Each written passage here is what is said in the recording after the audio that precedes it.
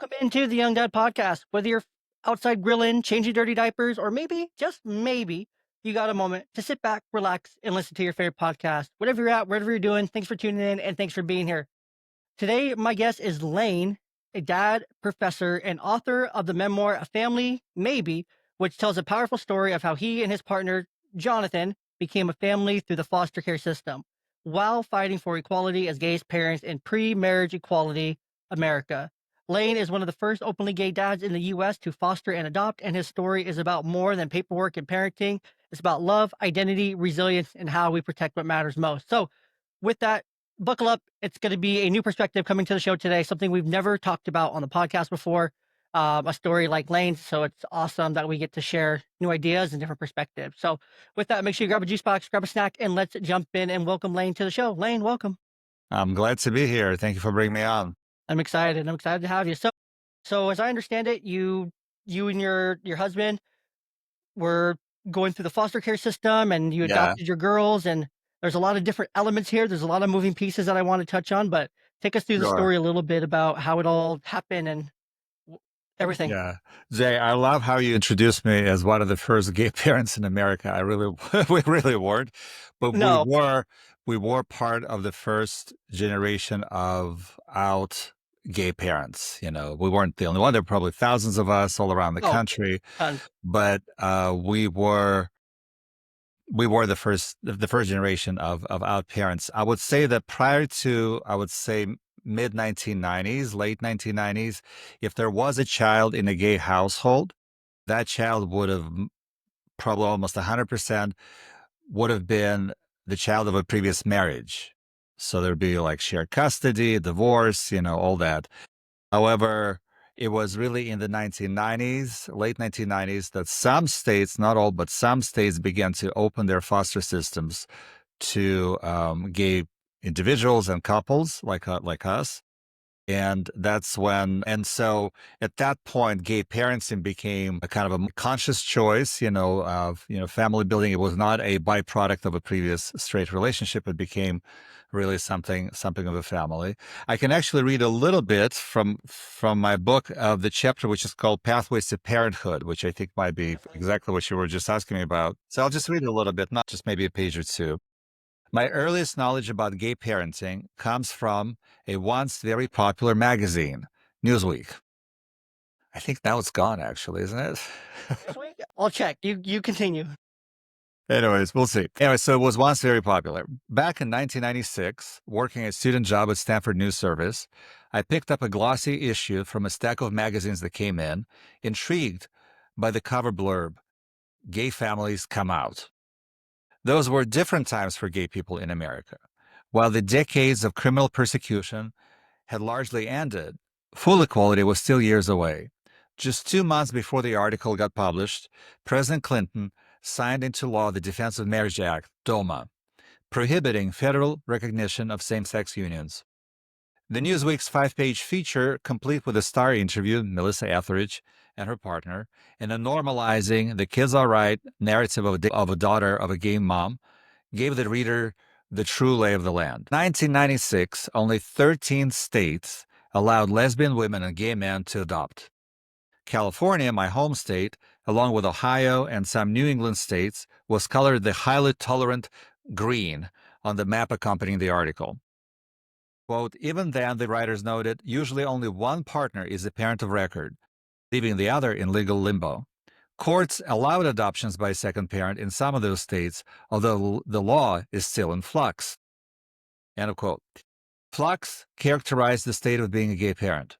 In some states, one could still lose a child, even one's biological child, because of being a homosexual. To protect their children and families, many gay parents had to stay in the closet, but some began to confront their kids' schools and other public institutions to demand acceptance. The Newsweek article sparked hope in me. There was a way for a gay man to have children, and luckily I was living in a green state. I saved the clipping and started a file, but I wasn't ready. As a single grad student living in San Francisco, I never saw myself as anyone's husband. Relationships would come and go without affecting me deeply, but what I saw, like a prophecy within, was an image of a single father with 2 kids.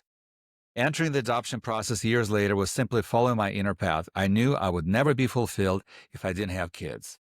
So I'll stop here. My vision really came true. I became a father of two kids, but not a single, but a married one, because the following year I would meet my husband, Jonathan, and now we've been together 28 years. And so he eventually warmed up to the idea of expanding our family with two kids. Very cool. I've always wondered that too, because especially as I gotten older and became an adult and whatnot and had kids, I actually did some research on this once upon a time, and I looked at the number of kids in the United States in foster care, but then I looked at the total eligible families, and you could take all the kids in foster care and plus the ones in the, like, adoption system and whatnot, and I think I was doing this for, like, a school project in relation to, like, abortion as well, but that's a whole other topic, we're not getting into that, but I took, like, the babies that are aborted every year, plus the foster care kids, and minus the amount of eligible foster homes and families that are on the adoption list, and there was still a surplus. Of course, of There was course. still a surplus, and so then I was like I started questioning it a bit, I'm like, "Okay, well, how do we still have this system that's hurting kids Yeah. rather than putting them in homes that want them?" And I've always wondered, like, I've never had an issue with it. I'm like, okay, if a gay couple wants to adopt, then let them adopt and raise a kid. Like, it's not an issue. Like, it's probably a more loving home than some regular heterosexual couples that I wouldn't are just want to out there. compare. We're really no different as parents, I should say, Yeah, overall, 100%. than our neighbors next door. We're no better and no worse. We're all the Fair, same people. But the fair. thing is, what you really, hit the nail on the head with is that the states began to open their foster systems, not because they're all that LGBTQ friendly. It's just because there are way too many kids and not enough homes. So at the But the time in thing is, there 2000, there is homes though. There's a surplus of homes in 2025. There's a surplus. well, maybe there is a surplus of homes, but well, there are still 368,000 kids in the foster system in the United States today. I mean, Mhm. that's 368,000 too many, as far as I'm concerned. Yeah, and there's like Yeah. 1.2 million homes that they could go to. Okay, that would be nice. Back in 2004, when we went into the process, Los Angeles County had and still has the largest foster system in the country. At that time, there were over 30,000 kids without a permanent family in our county, which was a quarter of all the kids in California, foster kids in California, and a large chunk of 500,000 kids at that time in the United States, in our country. So fast forward, what is it, 20 years? There are fewer kids, but there's still 368,000. It's still too many. And I would say this is, I started looking at the historical roots of the foster system and of the adoption laws and all that. And it's interesting because what I found was that the first state to actually pass an adoption statute was Massachusetts, which is our probably most liberal and progressive state. So I think it was sometime in the mid 1850s, 1840s or 1850s, where they decided to actually finally have some sort of a law about what to do about the orphans, as what they would call them then. And what they did, they had to sort of create some sort of a system, and the system's been replicated in pretty much every state ever since. And what's underpinning the system is the idea that the child is a property of their parents. Now, if you kind of go back 200 years ago, who else was a property? Slaves. Yeah, but also wives. Well, yeah, slaves and wives. Yeah, you're right. Okay. So the children were treated just as much of a property as they were. So basically, to this Mhm. day, we use terms like to detain, to dispose of a child. We call them disposition cases. Those are the cases that make the final decisions about what to do with the child. So we detain the child, we dispose of the child. It's all the same terminology and pretty much all the same idea behind it. That the child is the property of their parents. And it may be very disturbing to question that, but I do question that because I'm a queer person and an immigrant. And I'm coming to the system and asking, why is it taking by default that if the child has been removed from the family still has the primary claim over the child? I mean, the circumstance must have been so bad that the state, which really does not want your children, does not need your children, is burdened with, in our state, tens of thousands of kids in the system. Do you think they need more cases?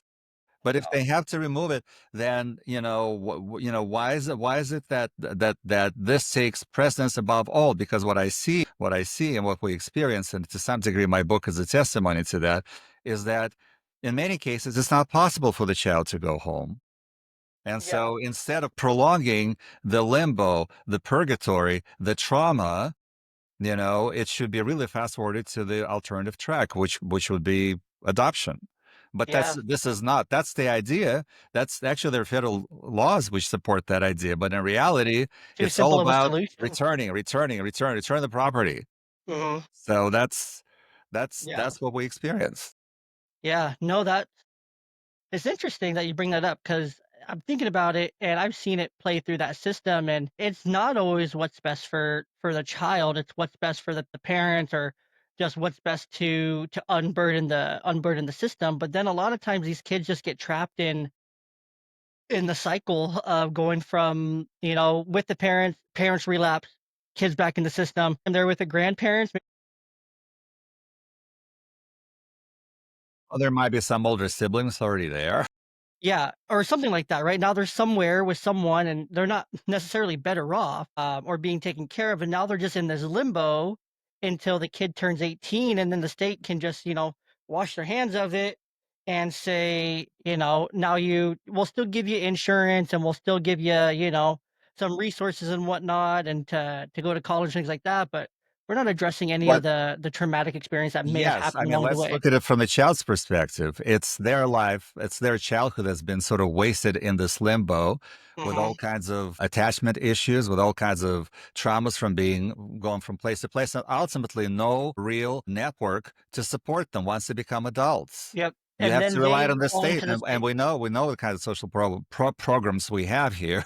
Yeah, no, 100%, but then those kids go down the exact same path, and then you just created another generation that leads to government dependence, right? So now instead of you. Or underworld, criminal activity, a lack of education, high rates Yep, of just about anything you can all think. those things. So to me, the idea that you should just take reunification, as it is termed in the system, and take that as the sort of as the main. No, that's not, and that's what I would argue against. If I'm often asked, well, what kind of an alternative would you propose? What I would propose is to actually to implement the laws that are already in place, because we have a law passed in the late 1990s under the same President Clinton, which said that from the time the child enters the system, there should be a two-pronged approach as to what to do with the child. One is to try to return them to their family,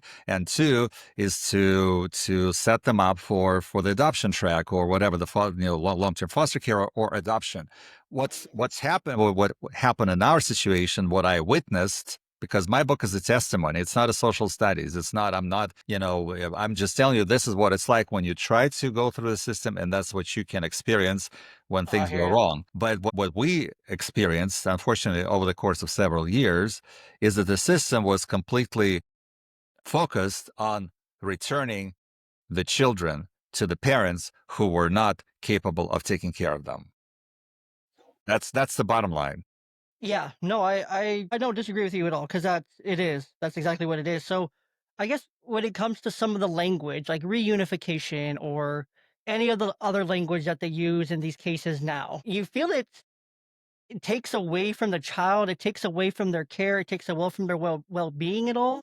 Yes, I think so. I think because then the focus is on the process, and on this sort of like this pie in the sky idea of what the child's family should be. And what I'm arguing for is that if the child is placed with a family, like in our case, foster adoptive family, we took in the children not to foster them really, we're putting so much more into it in every Yeah, single sense than, but to adopt them, and the child is with us week after week, month after month, and as it happened year after year, that child has a family.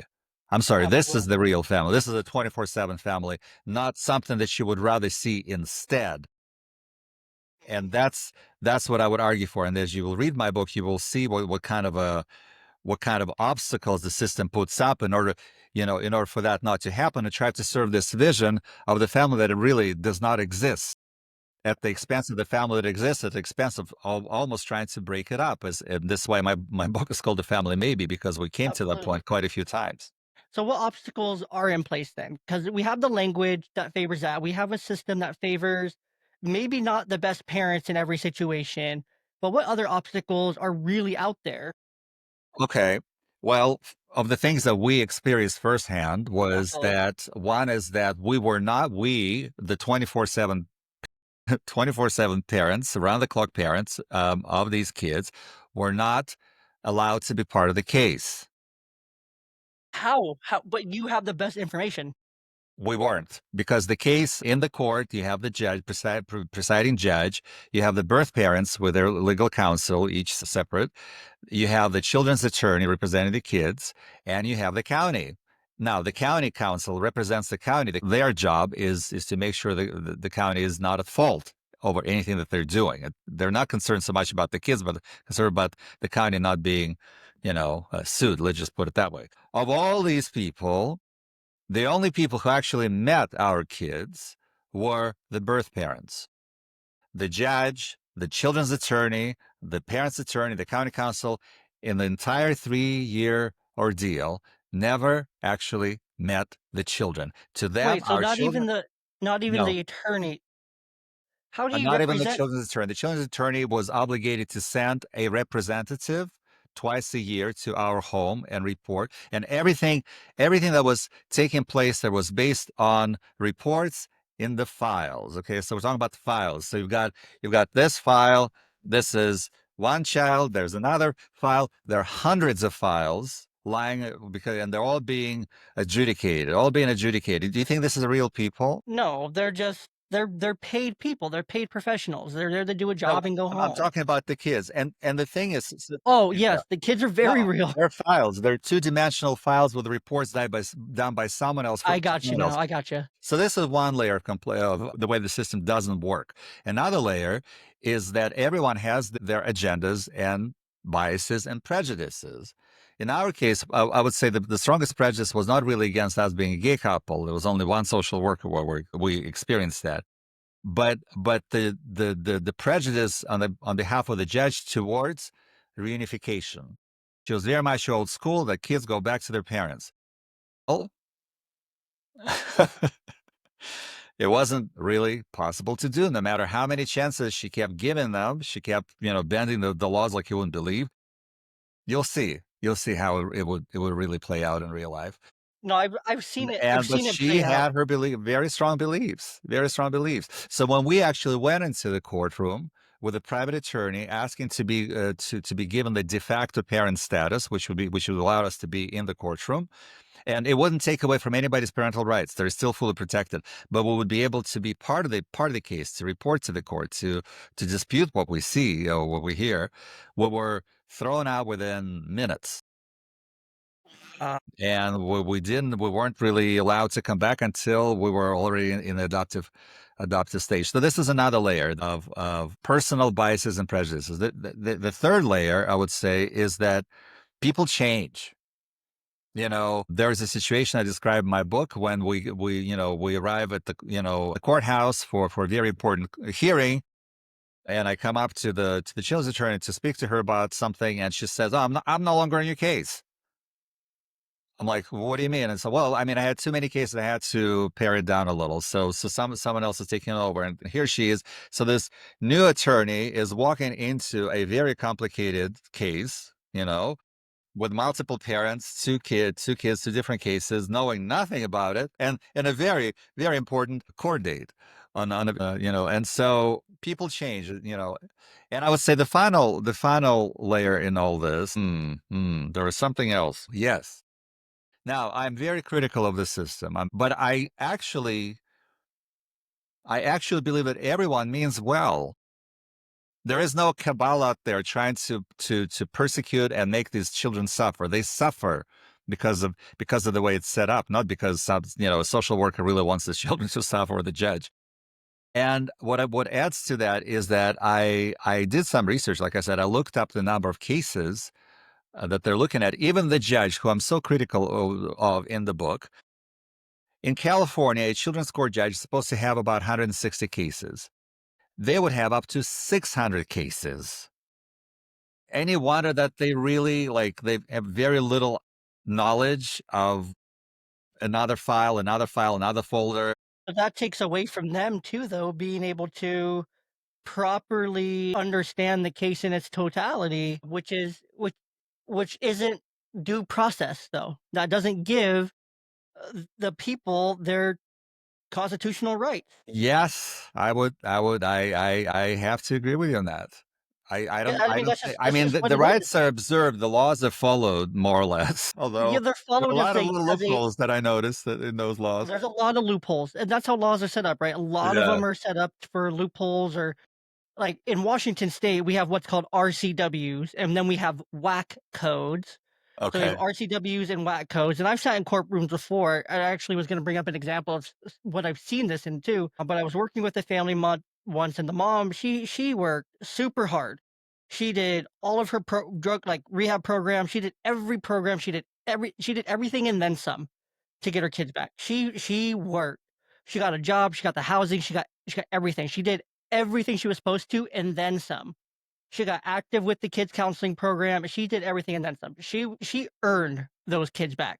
She worked her butt off to get them back. She showed up. She never missed anything. She worked. She worked. But it was interesting during the process because you would see like, okay, well, technically, yeah, that would violate this RCW, but because of the whack, it's more gray now, kind of thing, and there's more room for interpretation. And so I feel like that happens a lot in family court with these cases that there's so much gray created to make it so much up to interpretation to where it really falls on the judge to make the call, which is good, but also like you're talking about here, there can be bias, there can be prejudice, there can be past experiences. There's not a lot of time to review the case, so they get like a snippet of it, but then they look and they're like, "Oh, this reminds me of," in their head, they're like, "Oh, this reminds me of that case from last week. That was my ruling there. I'm gonna give the same ruling now just for my own consistency," kind of thing, without fully looking at the details. And once the details are looked into, it took for another family I worked with, the dad ended up getting full custody in the end of it, but it was such a battle for him because the mom had filed like 150, no joke, there was like 500 pages of just false CPS reports. 500 pages of just false CPS reports. And until the judge actually was able to look in, and the dad just kept going and going and petitioning, going and petitioning, going and petitioning, taking literally every week when it was family court, he had a court date. He had a time in front of the judge to where he would just petition, petition, petition just to Yeah. get the judge to open his eyes. And then 6 months later, 7 months later, 8 months later, the judge finally reviewed it and he stopped. He said, "You know what? I'm not going to say anything today. I'm not going to give a ruling. I'm going to spend the next 2 weeks reviewing the case in full, and then I'll come back to you with a decision." And I was like, "Did that just happen? Finally?" And then he came back a couple weeks later, and his mind, his demeanor was changed. The way he was talking about the other party was changed. The way he finally understood the whole case because he was able to finally make the time. He probably stayed late, worked over, took it home with him. Who knows? Just to give a full judgment because he started putting the pieces together. He's like, this isn't adding up. Why isn't it adding up?" And so then he did it. But judges don't do that hardly ever because they don't Yeah, have the time. and again, I it's not because they're evil, it's because Not they're because they don't want to. It's overworked. There are too many exactly. cases, there are all kinds of things. What you're describing is what's happening in the family court. In the juvenile dependency court where our kids' cases were adjudicated, Okay. the state is the parent.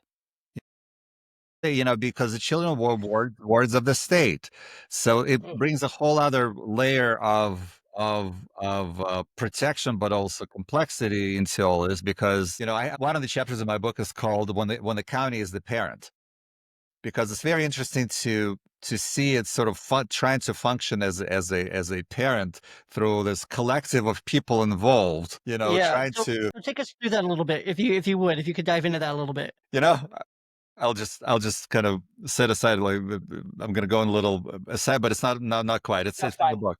Go for it. In the midst of all this, I went to New York for a conference, and a friend of mine took me to an exhibit at the Whitney, and there was a Whitney Biennial when they do all kinds of conceptual art and all that. So I remember I walked into a room. I just don't remember which chapter it is, but it doesn't matter. I walked into a room and it was like it had all those collages, paintings. It was all very nice, and it was called something like uh artwork by Irina Spalding. So all very nice. You read, and then you read this. You go through all this. Oh, you get the idea of an artist, and then you read that actually Rena Spalding does not exist. It's a collective of artists who together produce all kinds of pieces under that name. So it just struck me as like, wait a minute, that's us back in California. All of us, with everyone involved and everyone stepping on each other's toes and stuff, trying to play the parents to these kids. We're the caretakers, the judges making decisions, the birth parents trying with their visits. It's like, so who is a parent? The county is a parent. So the county has a huge responsibility. They had to detain the child. They did not release the child back. So now they have to take care of it. So it's done in a very sort of cold and bureaucratic way, and it's everything is normed, paid, receipts, checks, check.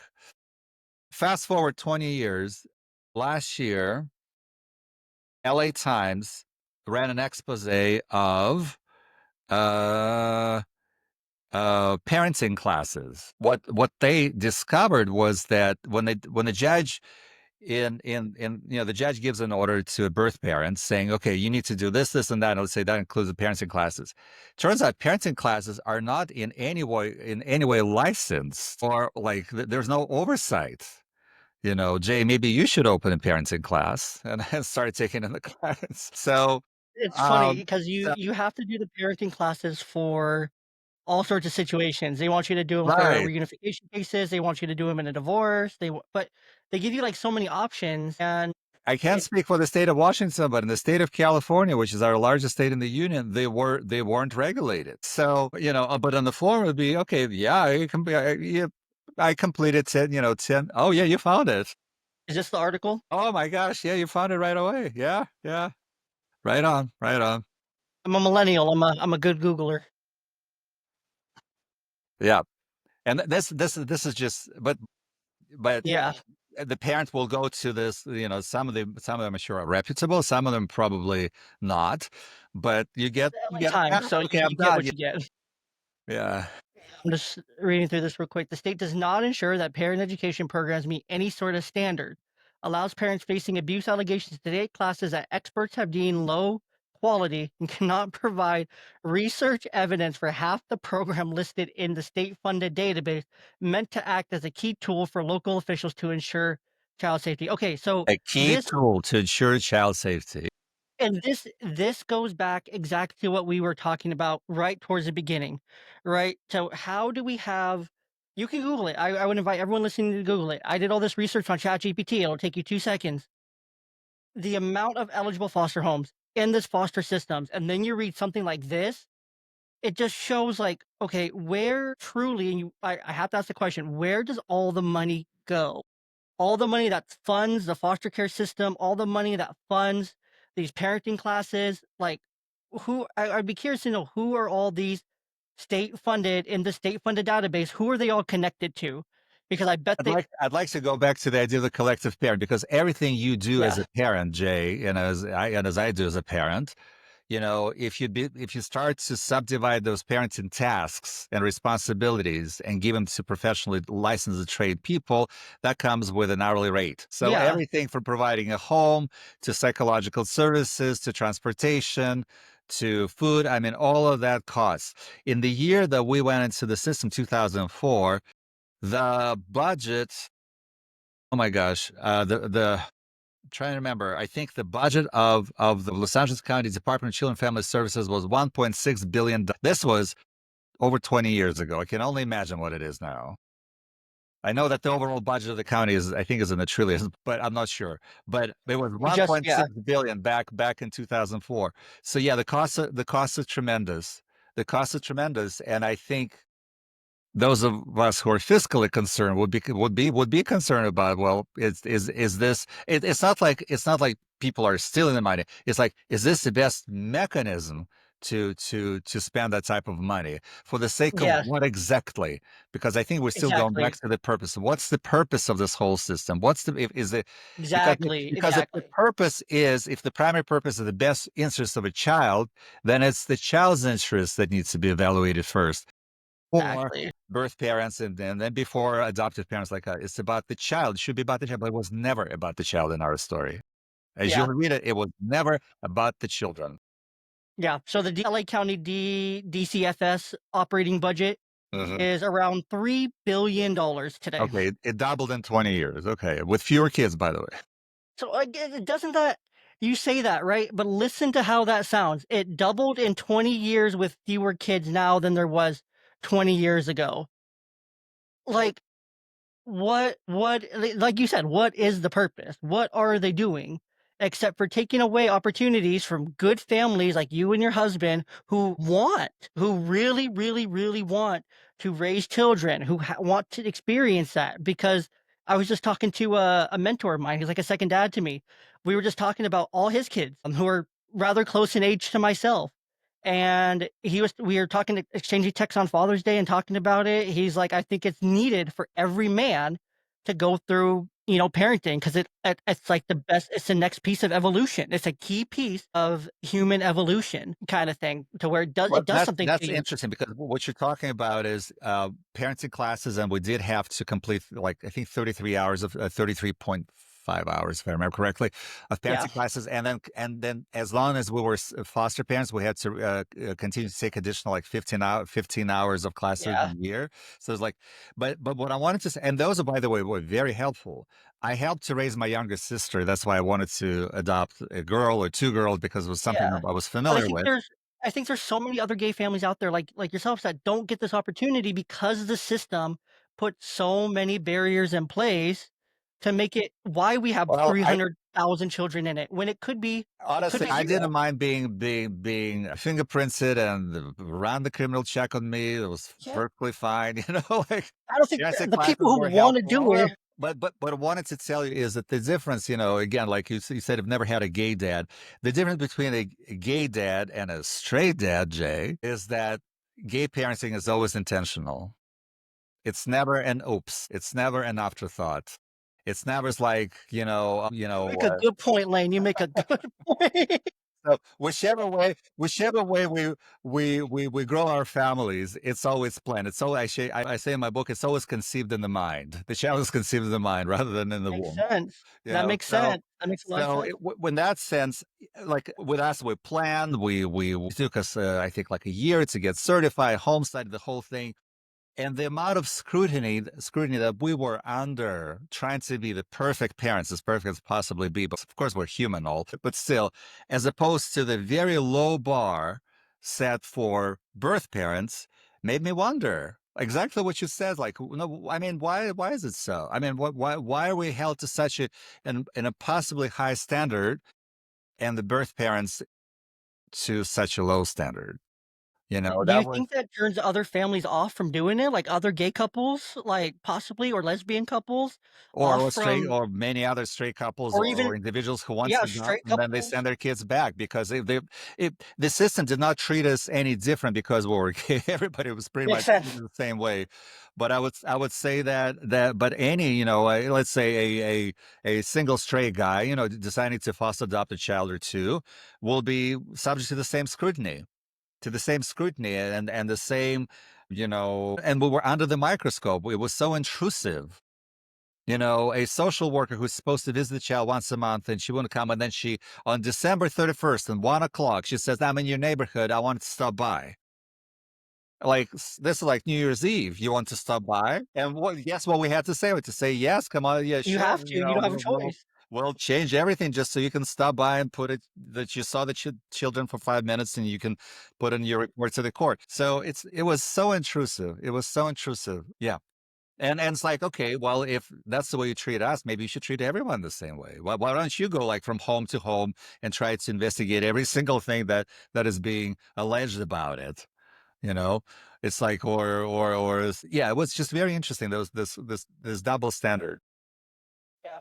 And I think that's very clear, right? Because I've seen it. You know, the birth parents, their standards are very, very, very low. And when I first got in, so I have my master's in mental health or Oh in yeah, developmental psychology, and I work with a lot of youth and families and whatnot. So I've been on through some of these court cases with the youth and families I've served, and I see it, and I'm in the courtroom, and I so often have left just scratching my head to where it's like they only gotta do that's all they gotta do to get their kids back? Stay clean for a month, and they'll get a lot of their rights restored, and then they start to have overnight visits, and they can bring whoever they want around the kids, and all these things. It's like but then I see that happen, but then I see a dad who is working a full-time job, has his own business, always has shown up for the kids, never missed a visit, and he's dealing with 500 pages of CPS reports going week after week, having to almost quit his job. He had to put his own personal business on hold just to focus on paperwork after paperwork after paperwork after all these things. And he represented himself at the end of it because lawyers just got too expensive because it was dragging out so long, because the mother was dragging it out and dragging it out. And it was just a mess, but he had to work 12 times as hard than this other mother who really all she had to do was complete a little checklist that they gave her, and they gave her every service. "Okay, they're gonna come this person's gonna come see you at this time. I'm gonna come see you at this time. Use this service, put the kids in this, do this, show up here, here's your appointment, here's your schedule." It's all given to them. So they don't even have to try or put in the work. Literally, they have to show up, and then if they show up, good. you know, we were lucky that I was able to handle the visit because we had up to 4 visits a week because the parents were separate, so we're two each, and they lived. Poor Los Angeles girls, I County feel is so bad for huge. I them. would drive 30 miles literally to visit to see one, and 20 miles to see another, But and I then would that's visit. That's so hard on those girls though, because that's oh my so gosh, much yes, added to their schedule.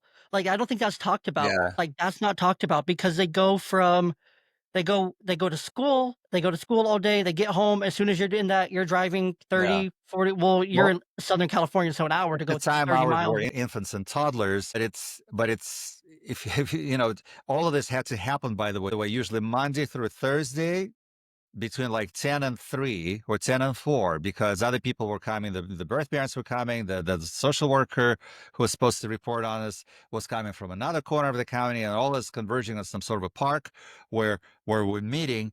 And and the and the thing is, like, for us to be able to do that, I was teaching. I was teaching. I was switching careers, basically starting to teach at that time. So I was an adjunct in 4 different community college districts, and I would schedule my classes early in the morning or night classes. So the middle of the day would be open for all this craziness going on for driving. Plus, yeah. Because there would have been no other way. There would have I been no mean, other way. I I I can't see. I just can't see. You're asking why there are so few homes. If anybody wanted to do for as little as we were getting, and we were paying 3 times more than that just for the daycare, out of which I would pick them up to take them, by the way. But I don't see how this works. I just don't see how this works. Because all these mandates for what the state, what the foster parents, and to some degree what the birth parents are supposed to do, is just it's such a huge burden on everyone. I don't think it's working. I just don't think it's working.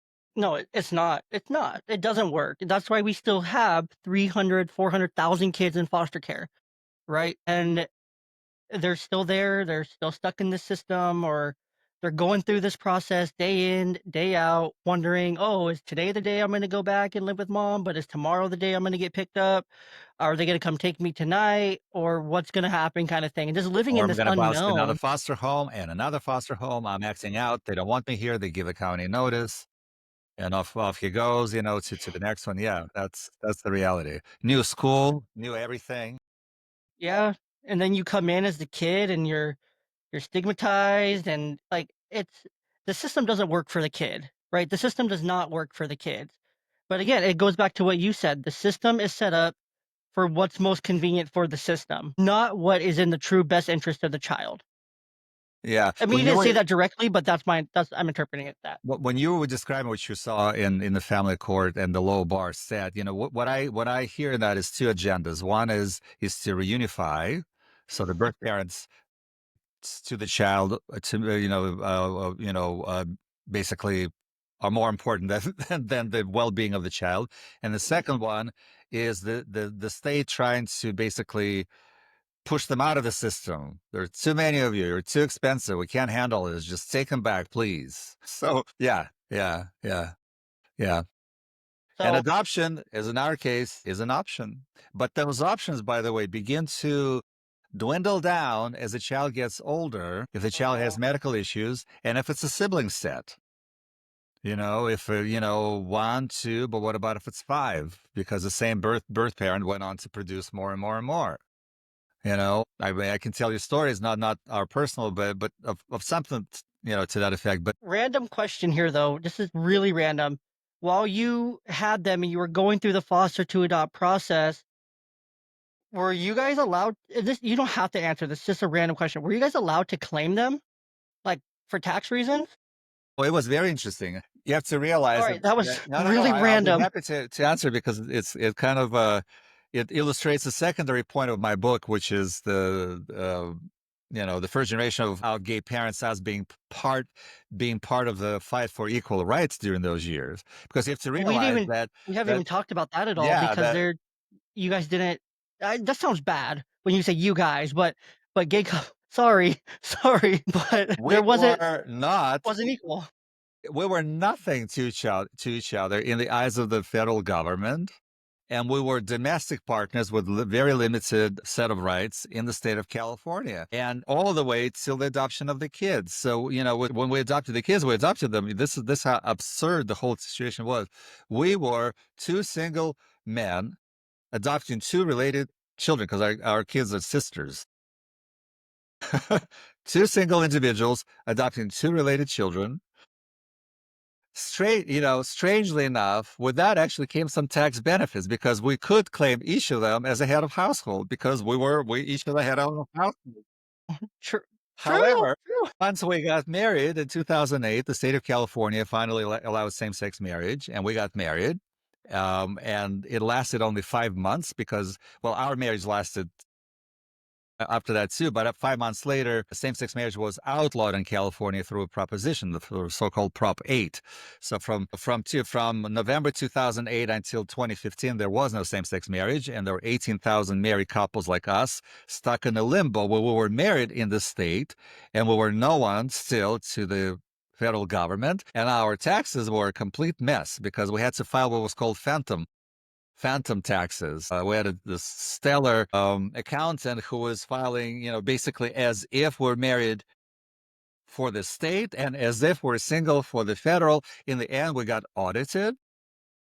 Yeah, yeah, I Yeah. can see In that, I can 2013, see that. we got audited, and it turned out we actually overpaid our federal tax by about $115, which we got a refund on. So it just tells me Yeah. how brilliant it was to pull the whole thing off. But I'm laughing about it, but this was no laughing matter because No, basically we were hindsight 2020. yeah, yeah, we were discriminated, but we're discriminated financially from a tax, standpoint, and in many other ways. And our part of the fight was, yeah, we marched in the parades, we signed the letters, we contributed but we also testified for the Judiciary Committee of the Senate, U.S. Senate, when they were trying to overturn DOMA, and it didn't work. It didn't work out in 2012. Then we submitted amicus briefs to some cases in other states. It just we tried to do all we could. We tried to do all we could. So yeah. So in a way, honestly, in a way, I kind of miss that. Not the discrimination. No, I miss the fact that back then, 15 years ago, having a family as a gay man was a political act. Today, it's not so much because today, Yeah. we have all the same rights pretty much, all across the Mhm. country. And so it's still hard to raise a family. It's hard to adopt. You have to go through all the shenanigans too. But back then it was a political act, and that piece, claiming our space and winning. I'm glad we were part of it. And so I guess another question that just kind of comes to mind here, and I think this is a very much in conservative circles. I like to think of myself as a conservative, but I'm open minded on a lot of ideas. So I'm not far. I'm not too far, but I'm conservative in a lot of ways.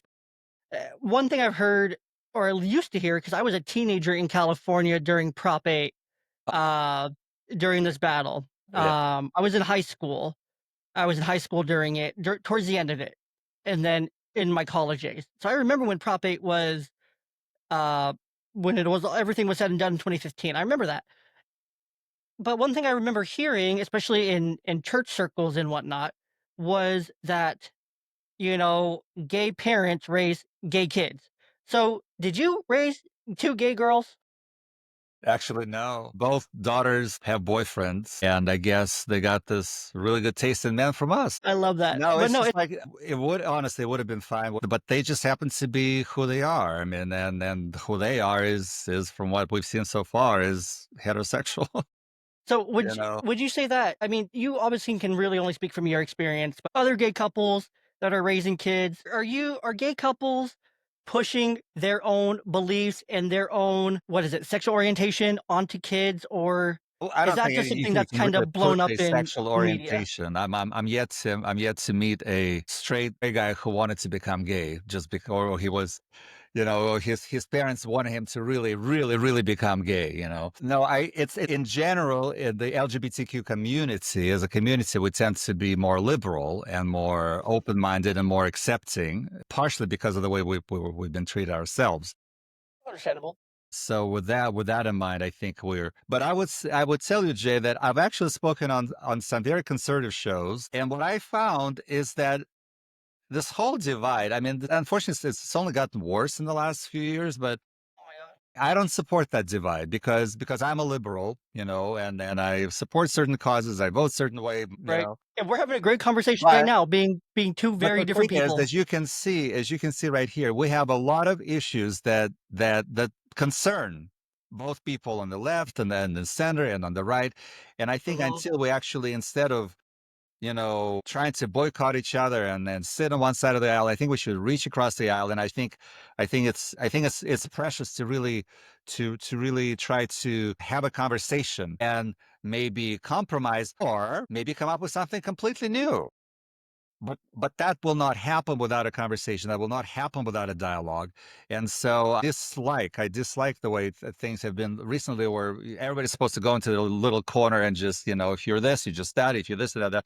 Well, not necessarily. And I think the issues are so much bigger, and the concern about child welfare runs It's all across universal. the spectrum. When I speak somewhere and people come up to me and talk to me after the fact, and they don't see like a gay dad. They see someone who is familiar with a foster care system or with adoption, and they have gone with Absolutely. something some and I don't know what their sexuality is, and I really don't care. But the stories, the experiences are the same. Right. I hear you. I hear you. And like, I think that a great example of that is what we've been doing for this whole podcast right now, right?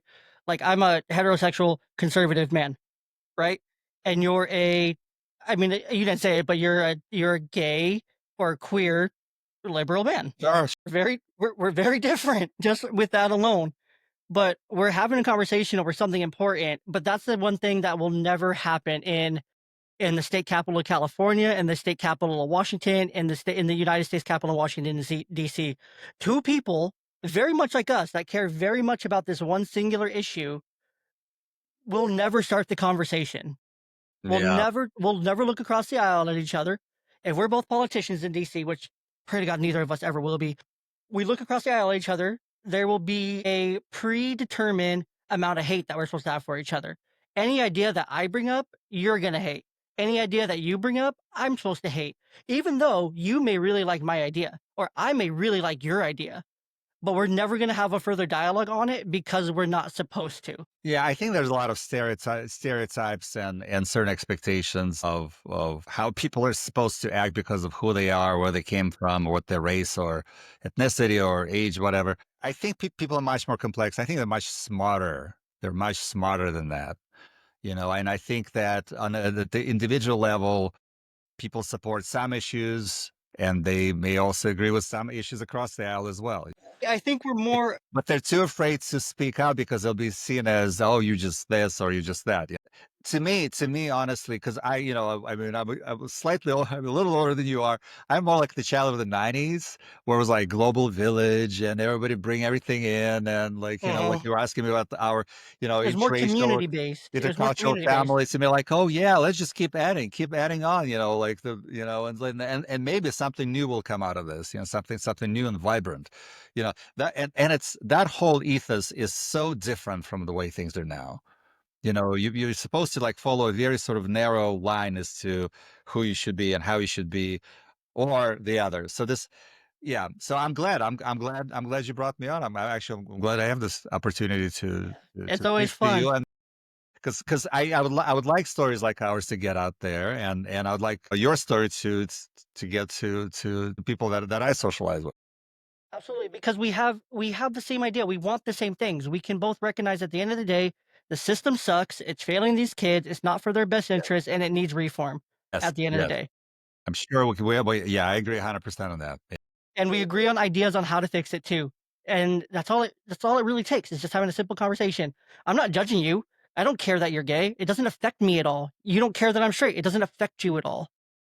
We're both dads. We're both raising kids. Well, you already raised your kids. Well, you're still raising them, but I'm more in the Oh, we're trenches empty than you nesting are. now. We're empty nesting, yeah. You're not in the trenches anymore. You're a bit out of the No, the trenches. thing is, Jay, as you probably notice, your kids are always ahead of you, and you can try to catch up to them as they so and with us, like, barely did we get the preteen age, they became teenagers, and barely did we survive their adolescence, now they're young adult women, and they moved out, but we're still very close-knit. Matter of fact, Absolutely. for Father's Day, they're both home.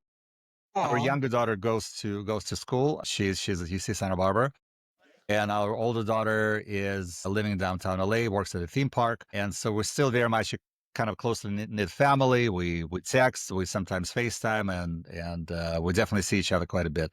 as it So, should be, as it should be. but it's different because we were now kind of learning how to handle that, how to manage having adult children. Adult children, yeah. So I guess the only thing we didn't really touch on here that I really wanted to touch on is your guys' family dynamic and how you navigated it. So you're Jewish Uh huh. and Russian. Uh huh. Your husband's African American. Your daughters are Hispanic. How the heck did you guys navigate that from your own cultures and faiths to mixing in your daughters, husbands, and mixing it all together into one? I guess what you just mentioned, what the creation that came at the end of it. Right. So it kind of goes back to before we had the kids, when John and I met, like I said, 28 years ago, we kind of had this understanding that each of us will bring into the relationship what's important to us. And so it never bothered me that John would put up a Christmas tree, but we have Shabbat dinners actually go all the way back till since we met because that's important to me. We raised the kids Jewish, but not without a dose of John's beliefs and John. Because the thing is, he could have brought in more, but he wasn't all that interested in organized religions, so that was his choice. But he never converted to Judaism. He is still a Christian at heart, and it's Is that pretty common in the gay community? Like, not really a big fan of organized religion. I would say many people are probably not interested in religion, but many people are. I belong to. I mean, we raise our kids in conservative with the conservative movement. And there are quite a lot of people of faith who happen to be LGBTQ. I mean, it's just faith is Interesting. faith, you know. Yeah, no, I hear you. God loves all the children. So So the kids, yes, they're Hispanic and white, and one of them, because they're half sisters, is partially mixed race as well. So there's the thing is, we felt that it's exactly because ours is a close adoption, so there's no contact with the birth family.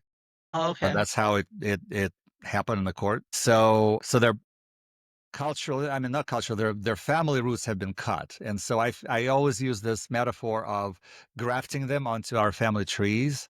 So we want them to feel that yes, they do have a home, yes, they do have communities that welcome them. So raising them Jewish, where, by the way, there are a lot of adoptees, a lot of interracial couples, especially here in Los Angeles. And also, John's family was present in our life very much. They come up from Central Valley. Well, that piece was also there, but we also tried to expose them to the Hispanic culture. So we had, Spanish-speaking babysitters and staff at the preschool, and we have the Museum of Interesting. Latin American Art where they went to camps. I would take them to Day of the Dead and paint our faces. And at the end, I'll be That's honest, at the so end of the day, cool. I was more excited about it than they were. They're like, "Oh Feels God, here we that go again." feels so cool though. That's I so feel like cool. kind of I've done my duty in a way. I've exposed them to some of the culture which they can claim. Which If I they think every decide to parent go needs to do. deeper, they know where to start. If they decide not to, that's their choice because they're adults now. They can make their decisions. But my job, felt, was to expose them, and we Absolutely. travel quite a bit too. Very cool. That's so cool. All right. Well, Lane, our the last little part of the podcast is 4 questions that I have dubbed the dad zone to wrap us up. Okay, Is there anything you want to mention from our main point of our conversation? Or are you ready to jump into the dad zone here? I'm ready to jump into the dad zone. All right, let's jump into the dad zone. So, first question here in the dad zone, and this is to help us. We had a pretty serious conversation, so a little bit of fun here at the end helps it come back a little bit. So, I you're hosting a dinner party. You get to invite 3 people, dead or alive, to said party. Who's coming? Dead or alive? Dead or alive? Yep, anyone in history ever. Well, one person jumps to mind because I write nonfiction. So John Didion would be one. Shanita Connor. I've been thinking about her for some reason recently. And the third person, I'm trying to think of an honest politician. Good luck. Give me a minute. I really don't think we've had one Someone since. I knew was, I don't know. I mean, somebody who probably like Václav Havel. He was a Czech playwright and an advocate for human rights who happened to be elected as president of the Czech Republic. And then, yeah, but it's like somebody who is trying to do good without having any agenda. Yeah, that would be the third person. A great singer, a great writer, and an honest politician. Nice, I like that combo. And then before I ask you the second question here, just to wrap back to an earlier point, Newsweek is still a thing. They stopped with their print format Mhm. in 2013. So it ran from 1933 to 2013, and now it's all online, but it is still active. Okay. But that's just a random sidebar. I just want to make sure we close that out for the listener in case they were still wondering. What is your guilty pleasure food? In terms of food, that's a good one. I do love carbs. Oh my gosh. Oh my gosh. I do love carbs. Can't live without them. And I'm trying to reduce them as I'm getting older, but it's hard. It's hard They're work. so good. Hard They're work. so good. Okay, okay. I know that there's a lot of hate against designer donuts, but some of them are so good. Blueberry donuts. So good box of designer donuts. We love it. And then second to last question here in the dad zone, does pineapple go on pizza? No, no. No. Plus, I don't eat ham, so it's kind of True, true. so Poor you can take question. pineapple, you can take ham as well. That was such a poor question on my half. I didn't even think about that. Um, Thanks for being a good sport about that one. And last question here. What is one piece of advice that you would give to a new dad, age 18 to 22 years old, just starting out his fatherhood journey?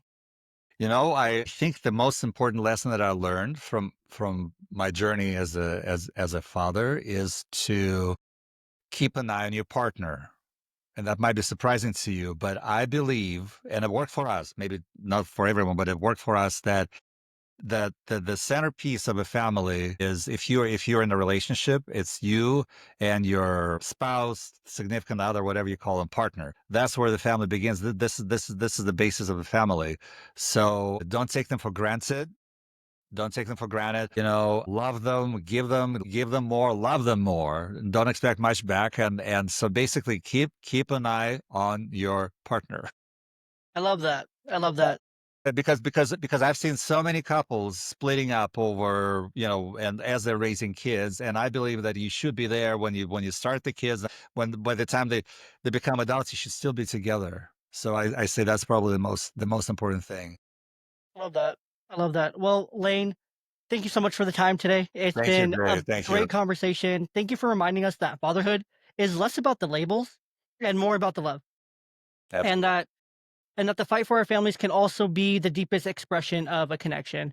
To everyone listening, if you want a memoir that will challenge your assumptions, inspire your spirit, and remind you what family is really about, go ahead and grab Lane's book, A Family, Maybe. And I believe you can grab that at laneigoudin.com. Yeah, but also on Uh, Amazon, Bookshop, okay. Barnes& and Noble, wherever the books are sold.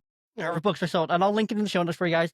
And with that, Lane, again, thank you so much for coming on. Thank you for helping me view some new ideas, and just for a great conversation today. I really appreciate it. To the listeners, before I close this thing out, you're listening to a podcast. You know what to do to show your support for the podcast. If you haven't done it yet, this is like 200 something episodes into it. Do the things, leave a review, leave 5 stars, subscribe over on YouTube, do all the things. If you want to support the podcast, there's a bunch of different ways you can do that. Simply just click the links in the description. You can do that. Very easy. Support the podcast that way as well. And then I think that's everything. You can head over to youngdadpod.com for interactive activity guides based on every single episode and transcripts as well over there as well. So with that, until next time, take care of yourselves, stay well, and we're going to catch you right here next time.